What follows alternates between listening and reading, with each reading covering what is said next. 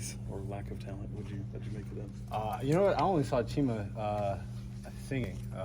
I was signing autographs in the crowd, so I wasn't even paying attention. Do you remember yours? I think did you do a backflip? Yeah, no. Frank did the yeah. backflip and almost hit Justin. Yeah, ours was almost a disaster. So, but I remember it for sure. How much did you enjoy that? I mean, it's been a while since you really. I know there was a kind of a fan fest last year, but that was really one that kind of looked like years of old. Yeah, I mean, the NBA getting back to normal, like with you guys back in the locker room, like it's kind of weird now. Like it's different because when I first came to the league, that's how it was. Like I started to feel old. But yeah, it's cool that things are getting back to normal. When you look at the group, you only had 3 rookies. One of them wasn't there, but when you were a rookie, there was 5 of you guys. There was 4 the year before. How nice is it to have like a more mature team walking into this season with guys who know their roles and know who they are? It's great because those are kind of things that you don't have to really think about or talk about. We don't have an old team by any means, but we have guys who've been around who kind of know the ins and outs of the league, and they know what they're asked to do, and everyone's bought in and everyone's accepted that role. This is year 6 for you. Just what do you want for yourself and for your team this year, and how excited are you about this particular group? I think obviously it's always getting over that hump, especially for me being the only guy that's been here that long.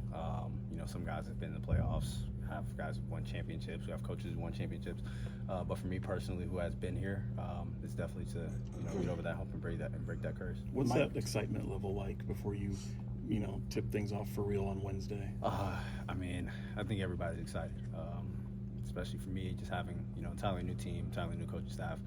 Like I said, that burden doesn't you don't want that to weigh on basically anybody else, because they haven't been here, haven't been through that.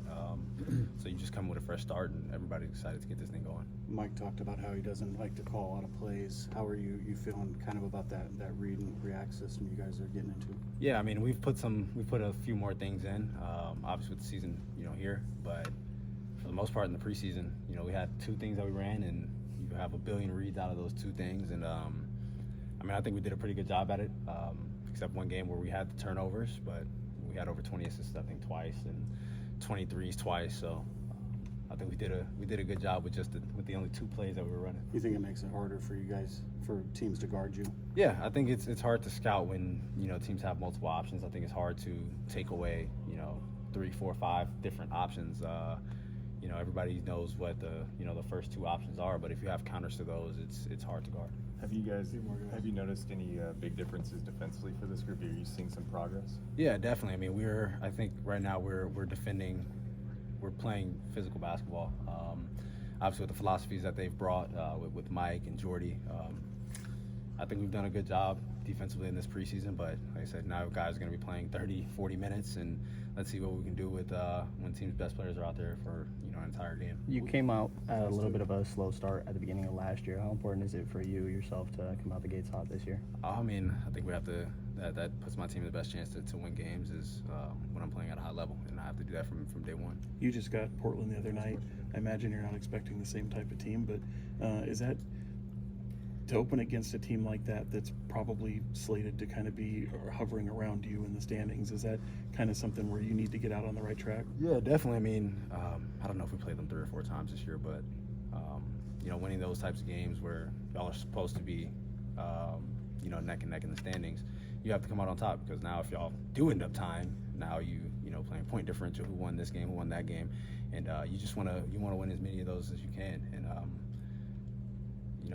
you want to come out in the beginning of the season and make a statement. So, Tony, last question. Yeah, and it is. Darren, what's your overall assessments of the Nigerians? Coming in, doing what they're doing. I mean, all of them.